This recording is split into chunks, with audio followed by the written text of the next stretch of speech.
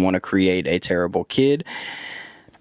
Don't cultivate a love for learning. If you want to create an unsuccessful kid, don't cultivate a love for learning. Children are naturally curious. They're natural born philosophers, in fact.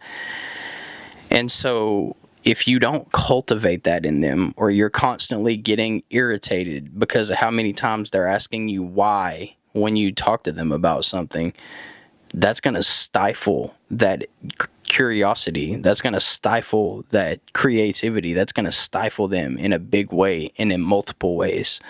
The best thing you can do is actually, first of all, listen to your kids when they're talking to you about something, or when they're asking you questions, or when they are curious. Genuinely think about the questions they ask you, because a lot of times us as the parents and adults can actually have a lot of wisdom imparted into us just by considering seriously for a moment the questions that our kids ask us. Why? Why? Why? A lot of it may be redundant, a lot of it may be repetitive, but every now and then you'll say something and your kid will ask you why, and you won't have considered it before. And it might just revolutionize your entire way of thinking, or revolutionize your entire worldview for that matter.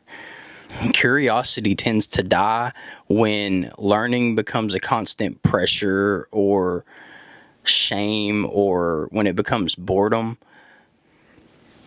We've learned this lesson by now, I would hope, by observing the school system in America, which was adopted from the Prussian model of education, which was created in the first place to create obedient soldier citizens in Prussia.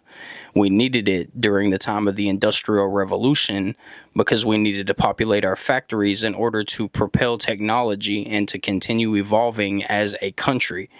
But now we see the disastrous effects of adopting such an educational philosophy or framework. If you want to create a checked out kid, then make sure that learning feels more like a punishment than an exploration, like it actually is supposed to be. Learning is supposed to be enjoyable, so make it enjoyable. You want to create a problem kid?